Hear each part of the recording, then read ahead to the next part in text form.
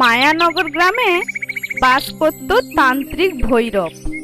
ভৈরবের ভয়ে কেউ রাতে বাড়ি থেকে বেরোতো না। অনেকদিন আগে ভৈরব একটা শিশু হত্যা করে। তারই ভয়ে গ্রামের মানুষ তাদের সন্তানকে আগলে রাখে। একদিন হঠাৎ বৃষ্টি শুরু হলো। তখন রাতে গ্রামের পথ দিয়ে যাচ্ছিল রবিনের পরিবার। পদ্মা, তাড়াতাড়ি পা চালিয়ে চলো এখান থেকে, অনেক রাত হয়ে গেছে তো। এত রাত হয়ে যাবে ভাবতে পারিনি। গ্রামের পথে একটাও লোক নেই। আমার না খুব ভয় হচ্ছে। তোমারও না? বেছে বেছে এই গ্রামেই কাজ পড়লো।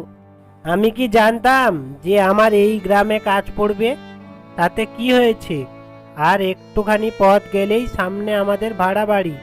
ভাগ্যেস কাল এসে জিনিসপত্রগুলো রেখে দিয়েছিলাম, না হলে আজকে তো আমাদের সঙ্গে থাকলে সব জিনিস ভিজে যেত। হ্যাঁ গো, তুমি ঠিক কথা বলছো।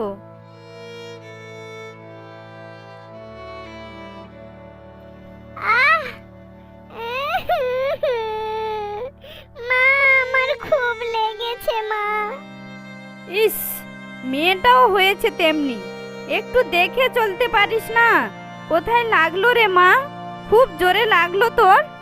হ্যাঁ মা, লেগেছে। পায়ে ভীষণ ব্যথা হচ্ছে। সেই তখন থেকে হাঁটছি। আর কত দূর যেতে হবে মা? আরে, এত রাতে বাইরে বাচ্চার গলার আওয়াজ পাচ্ছি না? এ মা ভৈরবী, তুমি আমার কথা শুনেছো? তখন তাড়াতাড়ি করে ভৈরব বাইরে এসে দেখে যে রাস্তায় তিনজন হেঁটেই যাচ্ছে। এদিকে রবিন পদ্মা খুশিকে নিয়ে বাড়িতে চলে যায়। কই গো, উঠে পড়ো, বেলা হয়ে গেছে অনেক। আজকের কি তুমি কাজে যাবে না? না গো, আজকের ভাবছি কাজে যাব না। কাল রাতে বৃষ্টিতে ভিজেছি তো, তাই আজকে আমার শরীরটা খুব খারাপ লাগছে।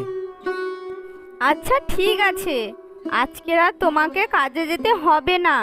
তুমি বরং আজকের দিনটা বিশ্রাম নিয়ে নাও। খুশি, ও খুশি মা, কোথায় গেলি রে?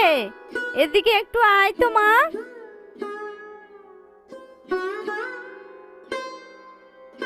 হ্যাঁ মা, বলো।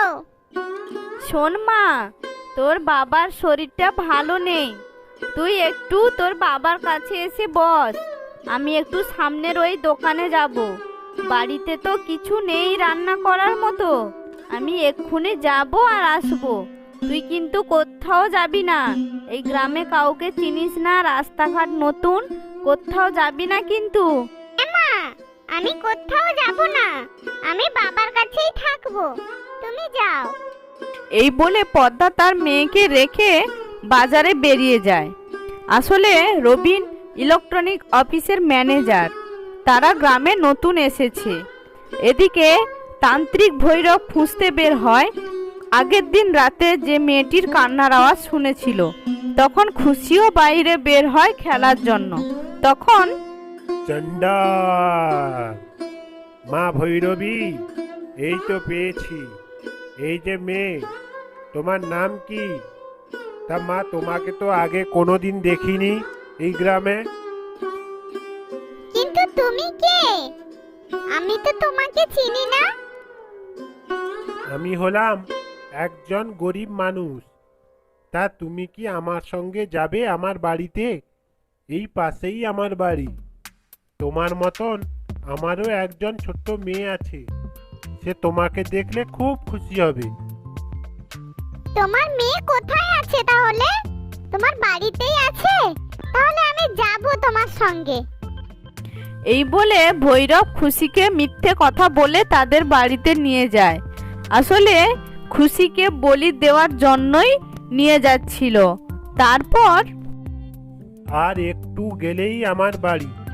আচ্ছা মা, তোমার বাড়িতে কে কে আছে? আমার মা, বাবা আর আমি। আয় মা, এখানে বস।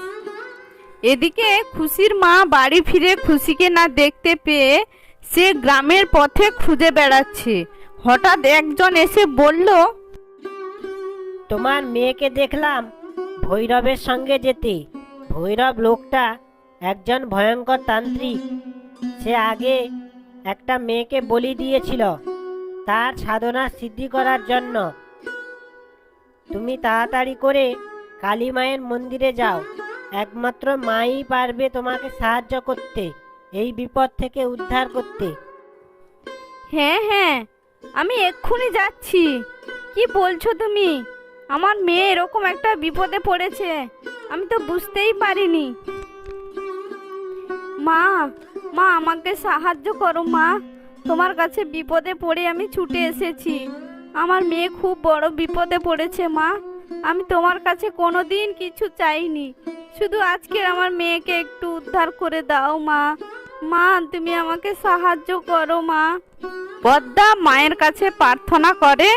মা তার শক্তি দিয়ে ভণ্ড সাধুকে মেরে ফেলে।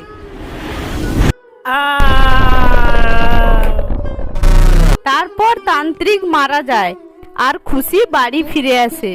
লোকে বলে না, যদি এক মনে মাকে ডাকো তাহলে মা সবার ডাকে সাড়া দেয়।